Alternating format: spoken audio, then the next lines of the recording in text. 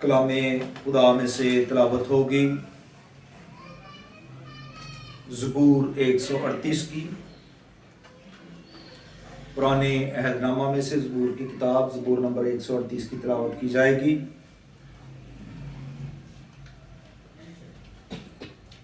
اس کی پہلی آیت سے خدا کے کلام میں لکھا ہے: میں پورے دل سے تیرا شکر کروں گا، معبودوں کے سامنے تیری مدح سرائی کروں گا. میں تیری مقدس ہیکل کی طرف رک کر کے سجدہ کروں گا اور تیری شفقت اور سچائی کی خاطر تیرے نام کا شکر کروں گا، کیونکہ تو نے اپنے کلام کو اپنے ہر نام سے زیادہ عظمت دی. جس دن میں نے تجھ سے دعا کی تو نے مجھے جواب دیا اور میری جان کو تقویت دے کر میرا حوصلہ بڑھایا. اے خداوند، آسمان کے سب بادشاہ تیرا شکر کریں گے، کیونکہ انہوں نے تیرے منہ کو کلام سنا. بلکہ وہ خداوند کی راہوں کا گیت گائیں گے، کیونکہ خداوند کا جلال بڑا ہے. کیونکہ خداوند اگرچہ بلند و بالا ہے تو بھی خاکسار کا خیال رکھتا ہے، لیکن مغرور کو دور ہی سے پہچان لیتا. خواہ میں دکھ میں سے گزروں تو مجھے تازہ دم کرے گا، تو میرے دشمنوں کے قہر کے خلاف ہاتھ بڑھائے گا اور تیرا دائنا ہاتھ مجھے بچا لے گا. خداوند میرے لیے سب کچھ کرے گا. اے خداوند، تیری شفقت ابدی ہے، اپنی دستگاری کو ترک نہ کر. خداوند کے زندہ پاک کلام کے پڑھے اور سنے جان پر خداوند کی برکت ہو.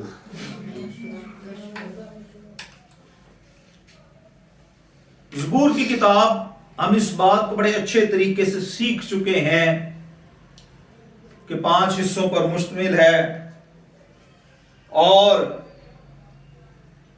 اس کتاب کے اندر نظم، نثر، غزلیں، شعر، پیشین گوئیاں، بہت ساری معلومات اس کے اندر پائی جاتی ہے.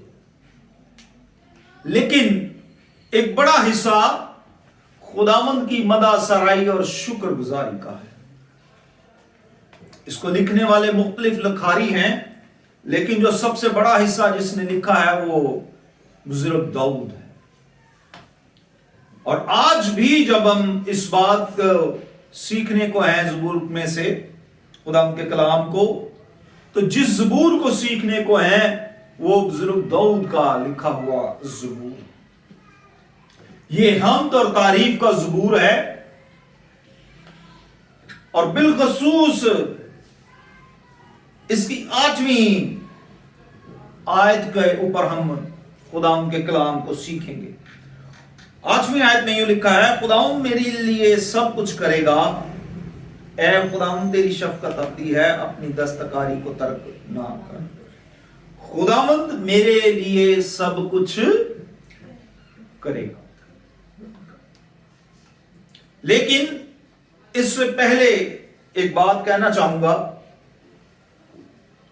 ہمارے یہاں بالخصوص ہمارے اس ایریے میں گزشتہ چند سالوں سے ایک بڑا، کیونکہ وہ کہتے ہیں جیسے ہمارے دوسرے اقوام کے لوگ اس بات کو مانتے ہیں کہ کلام میں ترمیم کی گئی ہے، بدل گیا ہے، اور وہ بھی اس بات پر ایمان رکھتے ہیں. وہ کہتے ہیں کیونکہ اس میں یہوہ کا لفظ نہیں استعمال ہوا تو اس لحاظا یہ کلام تبدیل ہو گیا. جبکہ اگر آپ خروج کی کتاب میرے ساتھ ذرا حوالہ نکالیے، اگر ان کے اس 3 باب میں سے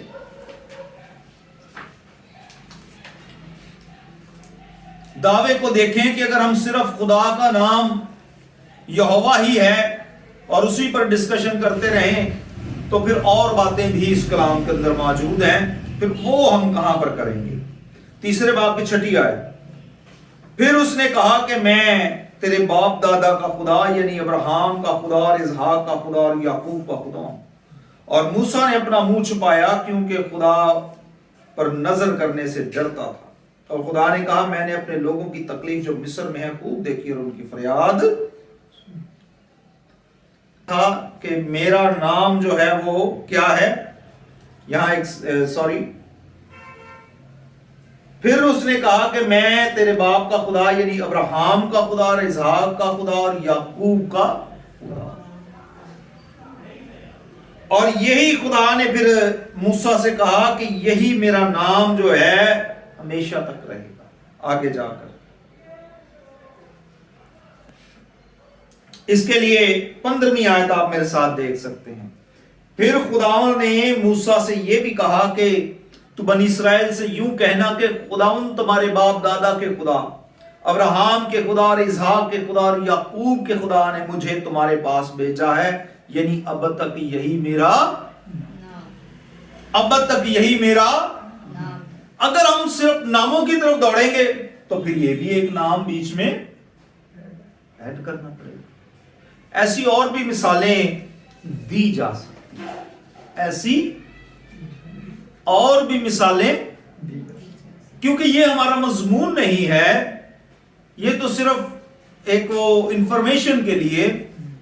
تو جیسے میں نے کہا کہ اس کا حل اس زبور کے اندر موجود ہے کہ اگر ناموں کی جو لڑائی ہے اس کا حل اس زبور کے اندر موجود ہے تو وہ ہم سیکھیں گے.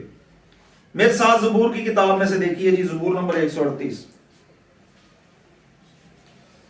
اس کی دوسری آیت ہے. میں تیری مقدس ہیکل کی طرف رک کر کے سجدہ کروں گا اور تیری شفقت اور سچائی کی خاطر تیرے نام کا شکر کروں گا، کیوں تو نے اپنے کلام کو اپنے ہر نام سے زیادہ عظمت. اگر نام ہی کا مسئلہ ہے تو پھر یہاں لکھا ہے کہ تو نے اپنے کلام کو ہر نام سے زیادہ، یعنی کہ جتنے بھی نام ہیں وہ جسٹ نام رہ جاتے ہیں. افضل یا اول نمبر کس کا آ جاتا ہے؟ کلام. سب سے جو ضروری اور اہم بات ہے جس کو آپ متنازع بنا رہے ہیں، خدا ان کا کلام کیا کہہ رہا ہے؟ افضل چیز ہی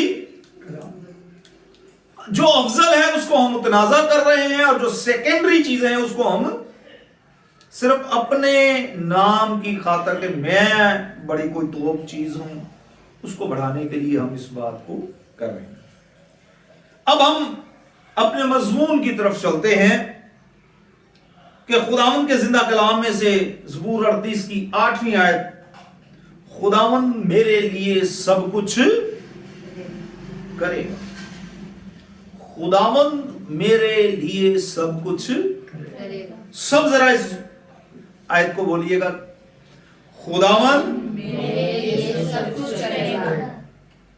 سوال ہے کہ خداوند میرے لیے کیا کچھ نہیں کر سکتا؟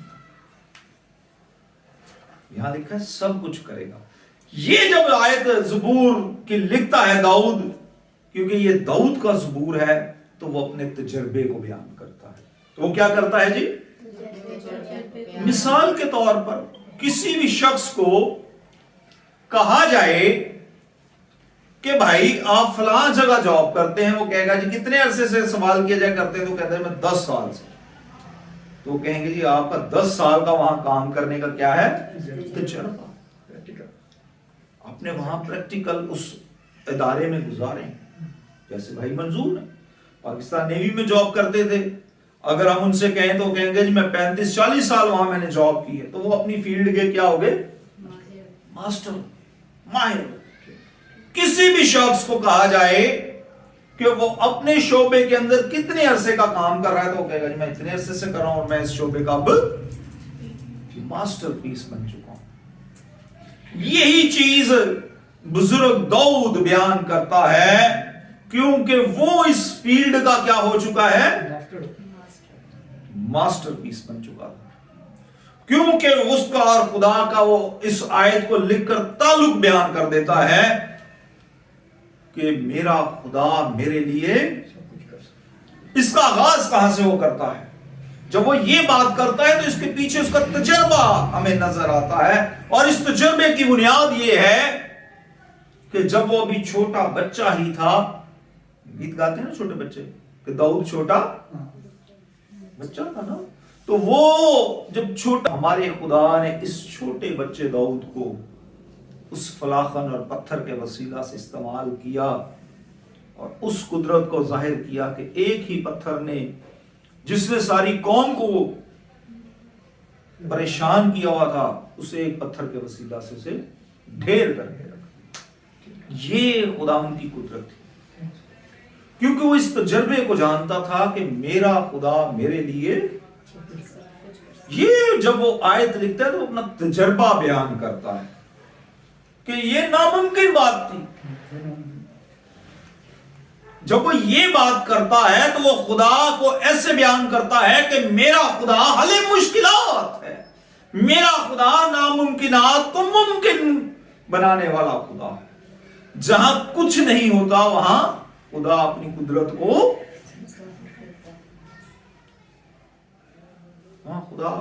کو ظاہر کرتا ہے. ابراہیم اور سارا کی زندگی انتہائی بزرگ ہو چکے تھے, اولاد پیدا نہیں کر سکتے تھے, کر دی. خدا مسیح یسوع اپنی زمینی زندگی کے دوران کہتے ہیں خدا اپنے لیے پتھروں سے اولاد پیدا کر سکتے. خدا نے پتھروں سے آدم اور حوا کو زمین کی مٹی سے ہی بنایا تھا. یہ کام تو خدا پہلے کر چکا.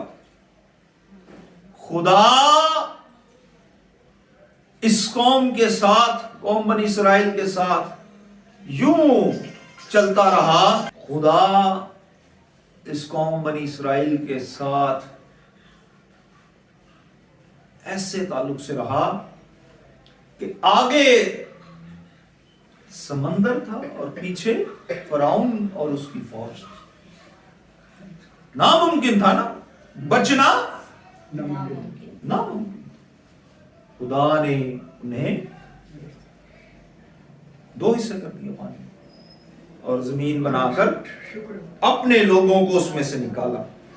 اسی زبور کی دوسری آیت جب ہم نے پڑھی تو اس کا پہلا حصہ ہے میں تیری ہے مقدس ہیکل کی طرف رخ کر کے سجدہ. یہ سلیمان بادشاہ نے کہا تھا کہ اے خدا اگر تیری ہیکل کی طرف رخ کر کے کوئی دعا کرے تو تو اس کی مناجات کو. یہ قوم بنی اسرائیل کا عقیدہ اور ایمان تھا. یہ اس کا عقیدہ. اور آپ اس میرے ساتھ حوالہ نکالیے دوسرا تواریخ, اس کا 20واں باب ہے.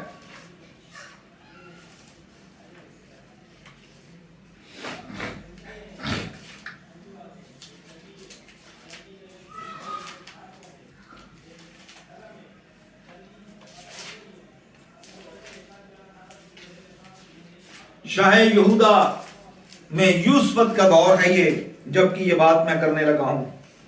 یہاں یوں لکھا ہے دوسرے تواریخ کے 20ویں باب کی 8ویں آیت سے, چنانچہ وہ اس میں بسیں گے اور انہوں نے تیرے نام کے لیے اس میں ایک مقدس بنایا اور کہتے ہیں کہ اگر کوئی بلا ہم پر آ پڑے جیسے تلوار یا آفت یا وبا یا کال تو ہم اس گھر کے آگے اور تیرے حضور کھڑے ہوں گے کیونکہ تیرا نام اس گھر میں, اور ہم اپنی مصیبت میں تجھ سے فریاد کریں گے اور تو سنے گا اور بچا لے گا.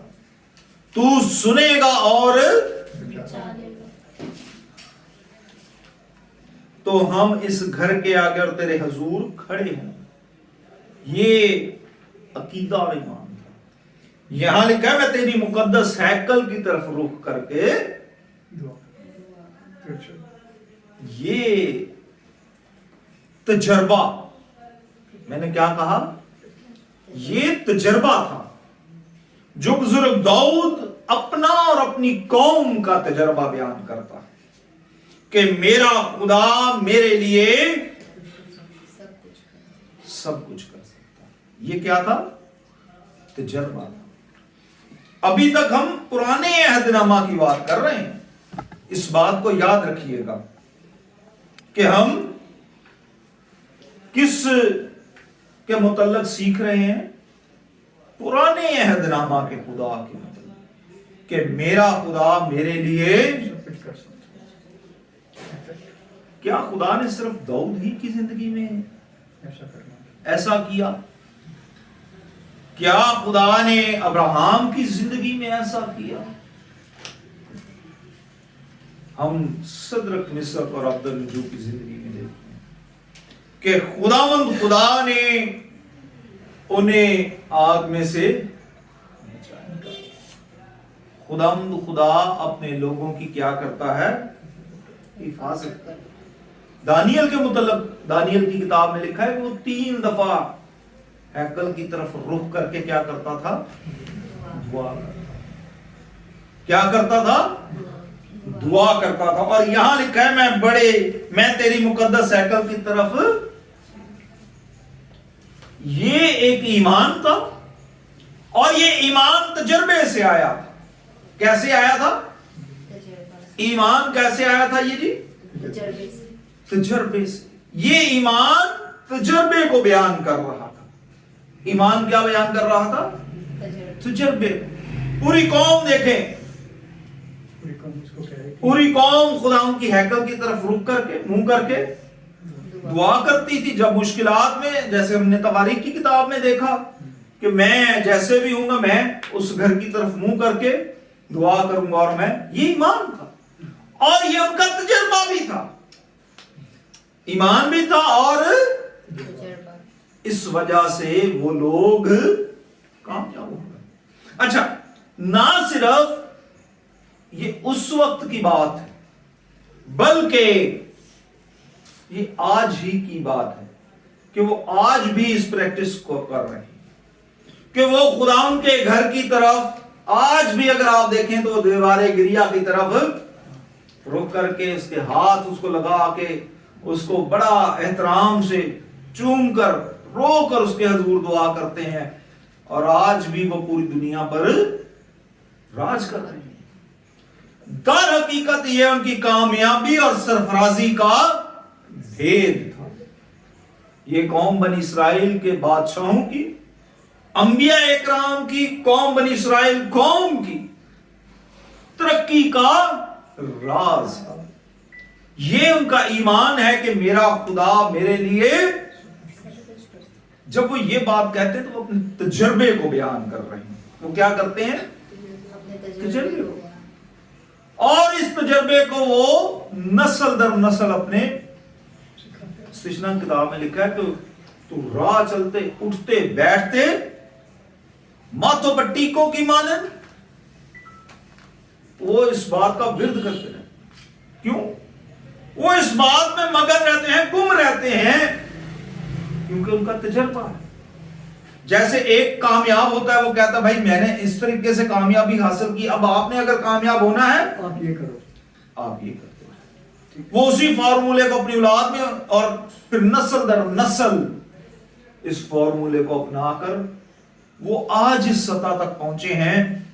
وہ ملک جو 1948 میں آزاد ہوا، پاکستان 1947 میں آزاد ہوا ہے، اور اسرائیل 1948 میں آزاد ہوا ہے، اور آج وہ دنیا کا بادشاہ بنا بیٹھا ہوا ہے، حکمران بن گیا ہے۔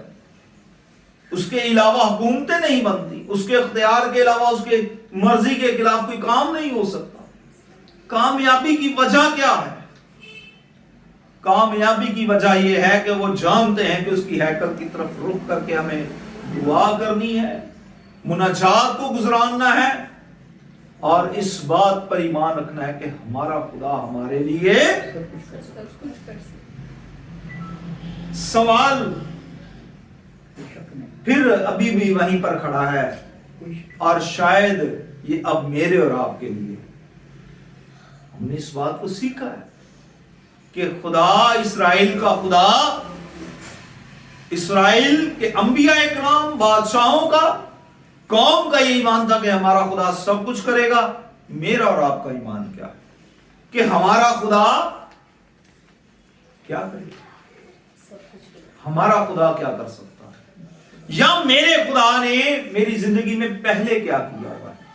پہلے سوال داؤد اپنے تجربے کو بیان کرتا ہے۔ جب ہم اس بات کو کر رہے ہیں، سیکھ رہے ہیں، تو میری زندگی کا تجربہ خدا کے ساتھ کیسا ہے؟ پہلا سوال یہ ہے کہ میری زندگی کا خدا کے ساتھ تجربہ کیسا؟ کیا خدا نے جیسی قدرت، جیسے معجزات، جیسی برکات قوم بنی اسرائیل کی زندگی میں جاری کی تھی، کیا میری زندگی میں پہلے ماضی میں ایسا ہوا ہے؟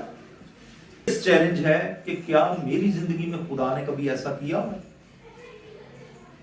दाऊद अपना एक्सपीरियंस बयान करता है, मैंने अपना तजर्बा बयान करना है। जब मैं अपनी जिंदगी की तरफ गौर करता हूं, हर जिंदगी, हर खानदान, तो हम देखते हैं कि सेम वही सिचुएशन है जैसे कौम बनी इस्राएल की जिंदगी। अब जब उनकी जिंदगी में खुदा ने अपनी कुदरत को जारी किया हुआ था, मौजूद को किया हुआ, तो मेरे खानदान की हर जिंदगी जब ये सोचे, तो फिर जब मुझसे कोई सवाल करता है, मुझे याद है जब हम सेमिनरी के दिनों में थे, तो बहुत सारे लोग सवालात करते थे।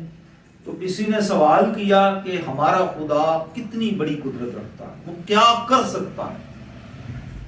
तो जवाब दिया कि हमारा खुदा, यही आयत बयान की कि सब कुछ कर सकता है, हमारा खुदा सब कुछ कर सकता है। तो वो, जैसे मैंने पहले कहा कि हमारे भाई हैं, उनके ही दरमियान में से एक भाई था, उससे ताल्लुक रखता था, उस ग्रुप से।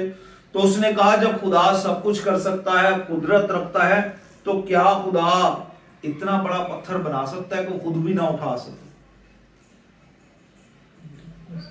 ऐसी सोचें भी नाकस अकल हमारे दरमियान में मौजूद। दर हकीकत जब हम कुदरत की बात करते हैं तो हम अपने तजुर्बे की बात करते हैं।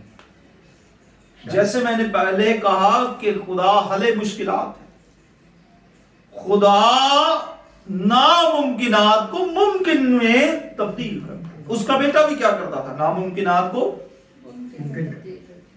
दो मछलियां, थोड़ी सी मछलियों के साथ 5000 को खाना खिला देता है। नामुमकिन ना, ऐसे नामुमकिन मौजज़ात जो नहीं हो सकते थे, वो मौजज़ात।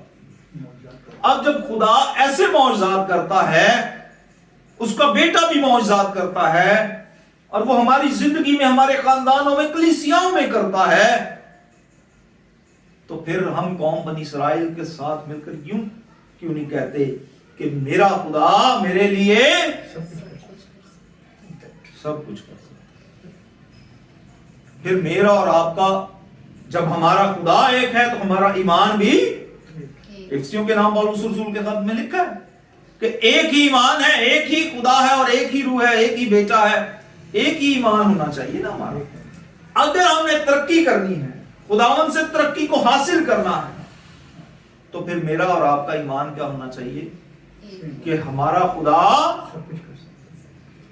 सब कुछ कर सकता है। अगर तरक्की हासिल करनी है तो इस बात पर ईमान रखना है कि मेरा खुदा सब कुछ कर सकता है। खुदा आज के कलाम के वसीला से हम सबको बड़ी बरकत बख्शे। हम खड़े हो